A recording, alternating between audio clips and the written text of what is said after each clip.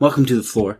Today we are diving into the lore and answering some questions about The Witcher. Right now we are in season 1 of the Netflix series. That's kind of the chronological order we're following the story in. However, we will talk about the books and we will talk about the games, talk about some of the differences going on there. Today specifically, we are looking at the episode Before the Fall. And we're going to look at some of the timeline and stuff going on. While all the timelines are not yet matching up, Yennefer's and Geralt are currently matched up. And in this episode, we will begin to see the beginning of Cirilla's storyline overlap with Geralt's storyline in this episode. So we will talk about that, help clear that up. We will also talk about the prophecy, as this will be the first time we hear it. And is the reason Cirilla is so important. It is the root of her power. So we are going to dive into that as well in this episode, along with looking at elements of the law of surprise and lots of other interesting lore points that come up within this episode. So if you want to dive deeper, you want to know more, you want to open your understanding, or maybe just become familiar with the differences between some of the books and the game's features, then check out this episode. We're going to get into it right now. Roll the intro.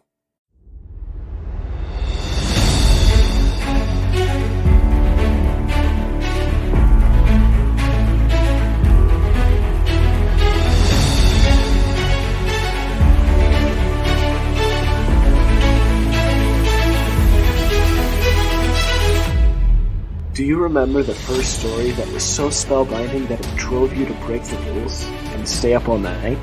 To keep reading, keep listening, keep playing? So good you forgot your life and lived there? So good that the moment it ended, you asked yourself, what next? Welcome to the Flore. Our goal is to take you back, take you deeper, to explore and understand more, and relive that childlike wonder. Join us as we dive deep into humanity's greatest stories, no matter how they are told, through books, movies, television, even games. One of us does an in-depth research on our topic. One of us is familiar with the topic.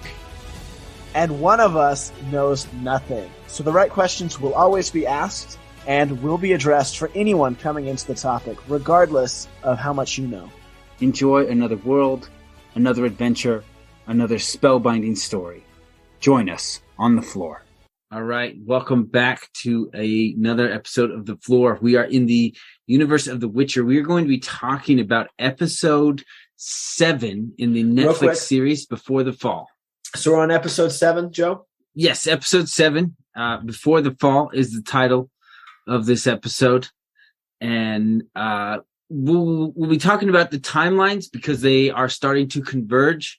As we've seen them interact, but then they would go off and kind of do their own thing and whatnot. But now they're starting to come together. We're also going to be talking about a couple pieces of the Witcher story that are only in the Netflix series. So we've mentioned this at a few other parts that happened with Cirilla, and we're going to see that again today.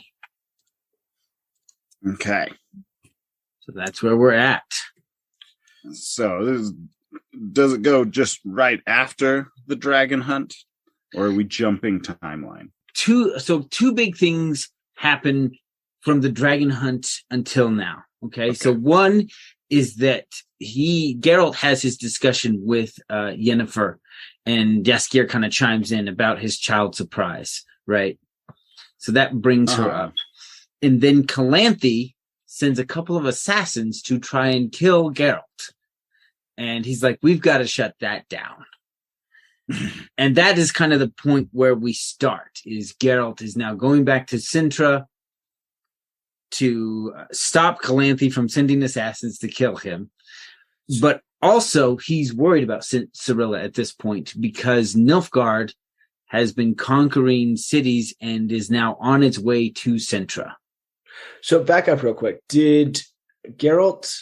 so at the beginning we're talking about the beginning of episode 7 with the assassins, right? Yes. So the very beginning, they attack him, and he's not in Sintra at that time. No. He goes. I thought he was, because he was having dialogue with. Okay, Mouse Rat. so he is attacked by assassins, and then he goes to Sintra, and he's attacked again with Mousak. Oh, okay. I didn't even notice the first attack. Well, the first attack is not on screen. They just talk about it. It's one of the trigger events of why he goes to Sintra, right? Why is he here in the first place? I didn't hear him say it because I didn't see it happen.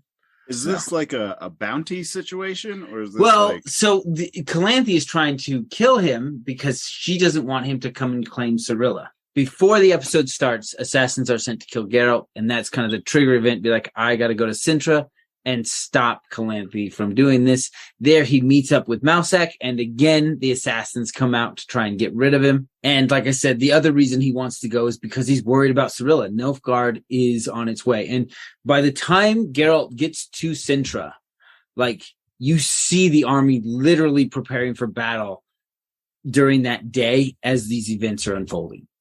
Right. And he decides to go in the city anyways.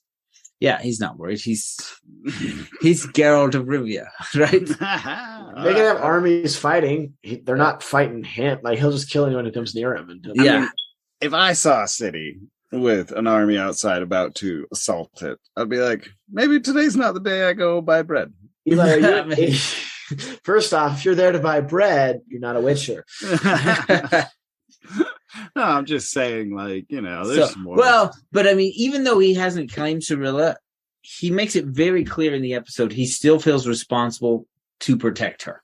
Okay, let's back up for a second, because episode 6, when he talks about this child of surprise to Yennefer, you can tell how frustrated he is about it. Like, it's a pain. Like not like it's a pain to him, but like it's something that he is constantly on his mind. Yeah. And she wants a baby, right? Yeah. And so he brings that up, and she's like, oh, okay, you get one, and I don't. Jaskier brings it up, and Geralt is pissed that he has mentioned it. There's never talk about this, but so we're unclear as to whether or not Geralt even knows that Cirilla's parents have died. Right. When he comes to talk to Calanthe. Now, when he sees Nilfgaard, so his purpose of going to Sintra is to tell Calanthe, I'm not here to collect Cirilla, right? I'm not claiming that. Assassins off his back. Right. But when he sees the army outside Sintra, he's like, give her to me. I can protect her, and then I'll bring her back. I'll get her out of the city for the battle. Yeah. Yes, and real quick, I don't know how much you know about the Witcher universe yet, Eli. It should be quite a bit, because me and Joe are such good storytellers. Mm-hmm. But the concept of destiny is talked about a lot in this. And so the reason Geralt is back is only because Calanthe sent assassins. So Calanthe did not want him to take her child or her granddaughter. Yeah. She thought so strongly about it that she ended up being the reason he came back in the first place. Yeah. It's just destiny is a really interesting thing in The Witcher, and it comes up consistently. Okay. Now, there's a few things that come up. So a child surprise is usually collected at the age of 6. And so this is now 12 years later. So Cirilla is 12 at this time when he shows up. And Calanthe even tells him, she is mine. I have cared for her whole life when you never came for her. Right? So she's mentioning, be like, you broke the law of surprise. You didn't come to collect her when you're supposed to. She's mine now. Right? Like, she would have let him take her anytime. Yeah. She's just talking nonsense. We know. Then let's jump to Cirilla real quick. So this is, like I said, this is a point where this whole thing that rolls out with Cirilla in this story is only in the Netflix series, not in the books, not in the games. And so what happens is in the original story in the books, there is a moment where Geralt saves a farmer on a road and once again claims the law of surprise. And when the farmer returns home, his wife has taken in a little girl to help raise, and that little girl is Cirilla. right? So the only like we see the fight on the road where Geralt saves the farmer. We see the moment when he meets the family and Cirilla is once again his child surprise, right? That's what we see in the books. Now here in this story, we see how she ends up with that farmer and his wife. So Cirilla is in a little town just trying to get by through the world on her own. And a woman, the farmer's wife, notices, right, here's this, little girl in this very rough world. And she clearly, in the everyday functioning of life with normal people, Cirilla is inept, and it is clear. And so this farmer's wife is like, be like, hey, it's dangerous to be here by yourself. You should come with me. And she really does try to convince Cirilla to come with her. And Cirilla stills her horse. No. Cirilla says to her, well, no, wait, back up. Oh. Because I love the dialogue, because she's like, it's dangerous here. And Cirilla's like, so it's the same as everywhere. Yeah. It's dangerous everywhere. Because Cirilla's just had the worst road trip you could ever ask for in the history of ever. Right, she just escaped the doppelganger, right? Yeah, and she had an army chasing her before that, and then a soldier, and then an army killed and you can really see she lost at bone knuckles before that. Yeah, you can really see she's starting to be a little jaded with the world. Right? Like there is no one you can lean on or trust or turn to, right? She kind of reminds me of Ripley from Xenoverse, but I think the difference is Ripley believes that people can be good, but boy, oh boy, can they also be stupid. Yeah. So Cirilla steals the horse and takes off, and then she is followed by Anton, who used to be a servant in the royal household of Sintra, so she knows him. And instead, Anton and his friends are robbing her, and they're going to sell her to Nilfgaard. Yeah. At which point, Cirilla has a powerful magical moment, kills Anton and all his friends, and then she utters the prophecy. So we're going to talk a little bit about this prophecy, what it means, and why. Okay? So. Okay, so far, just to recap, our two major events that have happened here are how much farther in the future are we now? Is it? I mean, from the dragon point, we don't know for sure. We don't have a clear point in a timeline. I think it's a few years, because it's less than 11 years. Mm-hmm. So because Cirilla went and grew up on a farm for a bit. No. She didn't grow up. Okay, so Cirilla's timeline is different right now. She's not on this same timeline as Geralt yet.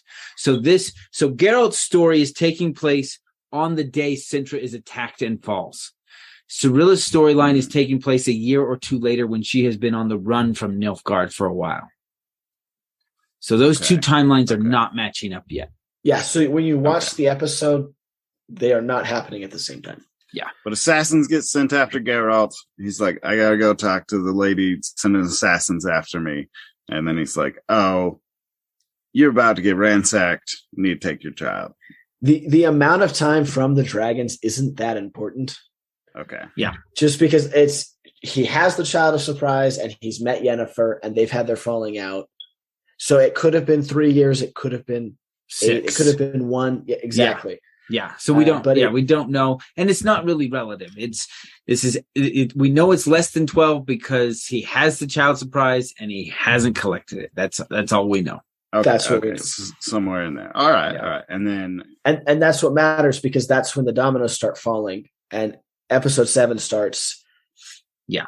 When everything. Yeah. So in episode 1, where you see this fall of Sintra, that is the very day that Geralt is there now. Like that, the whole city being burned and attacked, that's going to happen tonight. This is that day. This is that day for Geralt. So Geralt's timeline has now merged with where Cirilla's timeline started at the beginning of the series. Yes. Okay. So episode 7 starts right before episode 1 for Geralt, basically, which is I weird. got you. You're like they're filling pieces in for you. Okay. Watching it the second time made my brain heal itself, basically. All right. Let's take a break here, and we come back. We will talk about the prophecy and Yennefer. All right. All right. So we are back. Excuse me. Let me try again.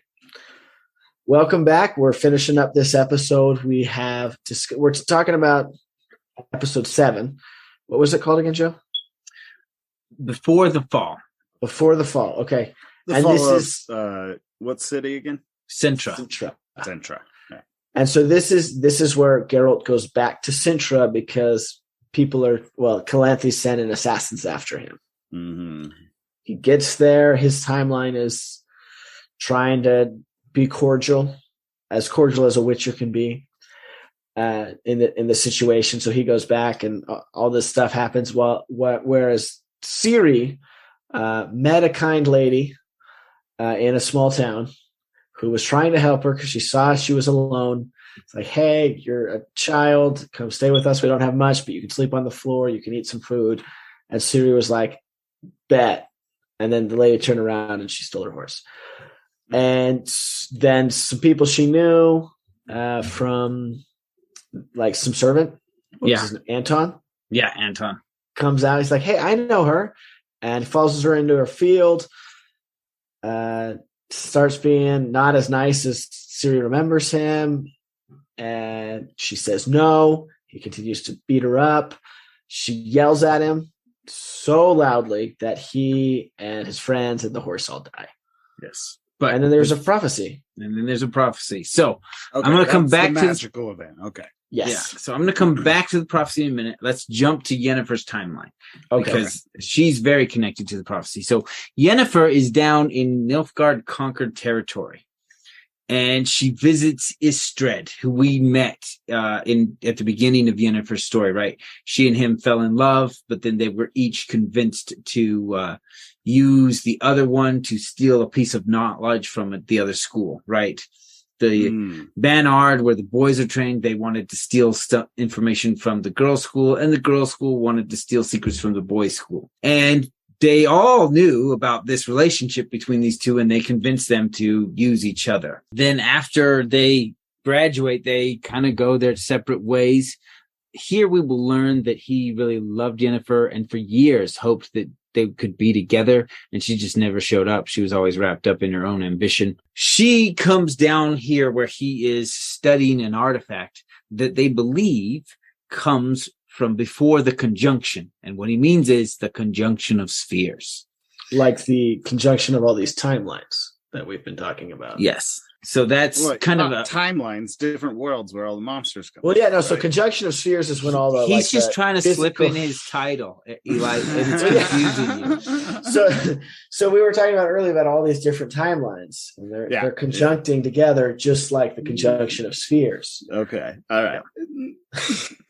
See how organic that was, guys. All right, so, great title, Conjunction of Timelines. Here's the moment when Istred then mentions that the importance of the artifact being from the conjunction of spheres is that it might help them understand the prophecy. Now, I'm not going to recite the whole prophecies that Cirilla states. I'm going to point out the two really big points that she says. She mentions the wolf's blizzard and the white's chill. And what this is a prophecy that's been around for a long time and people have been trying to understand. And best people can understand when it is repeated is that it is a prophecy about the end of the world in essentially frost and snow, right? That it will just freeze over and become uninhabitable, wiping out the elder races and the humans. So, and we hear Cirilla repeat this prophecy here, the wolf's blizzard and the white's chill. Okay. So what exactly? So those are two different things, but it could just be a repetitious metaphor of the same thing. Like at no point in books, games, or in the show so far has anyone broken it down and walked us through it. We know that this is the prophecy. We know that holders of the elder blood like Cirilla have repeated this prophecy for at least 1,000 years, if not longer, right? They don't hear it from anyone. Nobody tells it to them. Just the magic takes over and they repeat the prophecy. And the prophecy is those couple words? No, it's longer than that. There's more pieces to it. But that's what they call it, and it naturally comes out of people who are very in tune with magic. Yeah. And so they, like I said, as far the people who've been researching this for a long time, they believe that it is a prophecy about the end of their world and that it will be a kind of a winter that will just freeze everything over and no one will survive.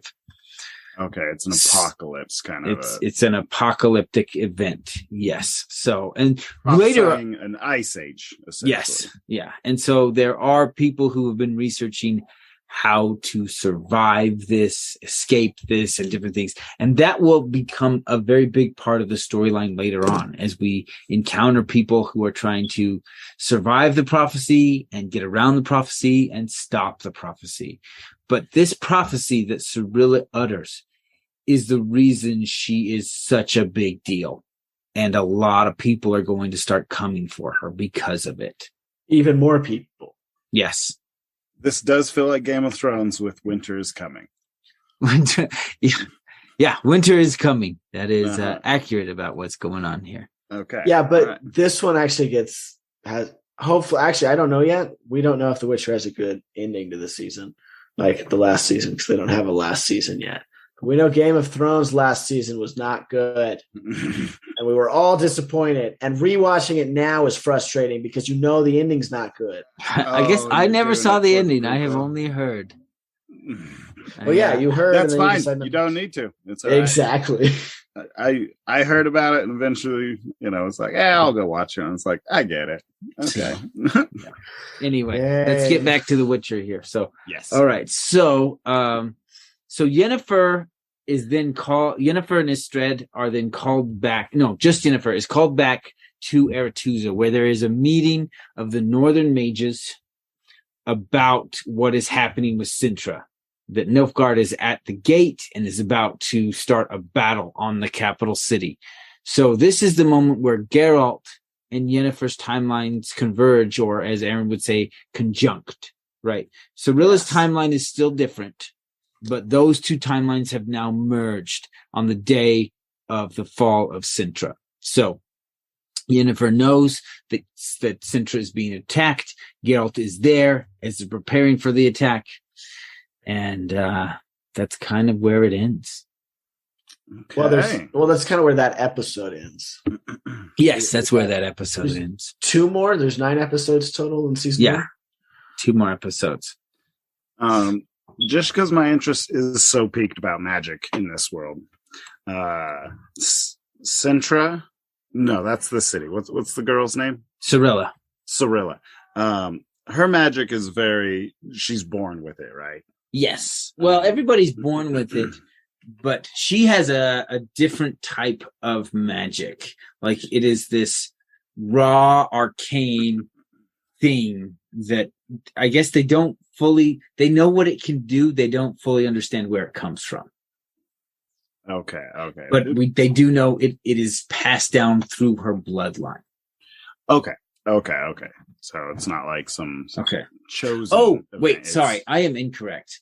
So it is in her bloodline, but thousands of years ago, the elves, we talked about this a lot in the intro, wanted to make a super baby to cluster in the most powerful magic into a bloodline that they could. Now, how many? Okay, wait. Can we 1 second, real quick? Are you gonna say Dune? Well, how many universes have there been super babies that we've talked about? Super babies are big babies. Have you not played Fallout Shelter? It's all about the super babies. Listen, you're not playing the long game if you ain't working on super babies. Like King Kong's a super baby. King Kong is a super baby. So I'm gonna get spoilers for what might happen just because I've read the books. So the reason the elves wanted this super baby is because this prophecy. They're like, to fight the prophecy, we're going to need stronger magic than we have. Let's get working on a super baby. I remember this in Dune.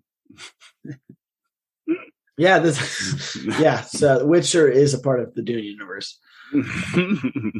But yeah, so that's where her magic comes from and why it is what it is. So, the elves' plan gets thwarted at some point, and I'm pretty sure we'll go deeper into that at some point in the series. All right. So thank you, Joe. So do we have a treasure room question? Well, first off, thank you all of you who are not currently part of the treasure room. We hope you were floored by this episode. Now, do we have a treasure room question? You were supposed to say the second of that. Oh, I'm going to pretend like let me. Now let me go floor your friends. Oh, try it again. We hope you were floored by this episode. Now, go floor your friends. Now, for anyone who is interested in joining us in the treasure room, our treasure room question is, what kind of magical powers do you think this super baby is capable of? And why? If you enjoyed this episode and want more on the topic, we record a special treasure room for our patrons after every episode. In the regular episode, we go deep. In the treasure room, we go wide. To enjoy the bonus content, sign up at the Fluorite level or higher. There is a treasure room for every episode from August 2021 and on. That's double the content. 2 episodes a week instead of 1. Go to www.patreon.com/Flore, Fantasy and Lore. That's Flore spelled Flore. Select the Fluorite tier or higher. Immediately after each episode is released, the Treasure Room will post the bonus audio on Patreon. They are identified by the tag Treasure Room After and the title of the episode. You can also do a search for the keywords Treasure Room and find all the content you've been missing. Thanks for listening. Leave us a review. Tell us why you like listening to us. Is it our awesome deep dives? Is it our amazing back and forth? Is it our charming good looks? What would you like us to add or change? You can put that in the review as well. We read reviews. Yeah, and if you're going to be leaving us a review telling us what you like about it, maybe you even want to share the content with your friends. Like and share on social media. You can join us on Twitter and Facebook. We post memes. And we actually started a Discord, so come play with us. So a lot of the worlds we cover have a retcon. If you're not familiar with that term, it's reconstruction. Or sometimes we might use a bad source for some of our lore research. And if that happens, feel free to email us at florefantasyandlore@gmail.com. That is Flore spelled Flore, fantasyandlore@gmail.com. And if you're angry enough, we'll read it on the air. Yes, we will. Also, the treasure room is now available. We have locked a few secrets for everything we cover in there. And each week, we add more. And you can find the treasure room on patreon.com/Flore, Fantasy and Lore. And how do you spell that, Aaron? That's lore with an F at the beginning. So it sounds like floor, but it's not the floor you're thinking because it's our floor. We hope you enjoyed your time on the floor. Think about your favorite part of the episode. Now, think about your nerdiest friend. Who is it? What is their name? They want to know about the floor. Stop holding out on them. Go and tell them about your favorite part. Because all of this is more fun together.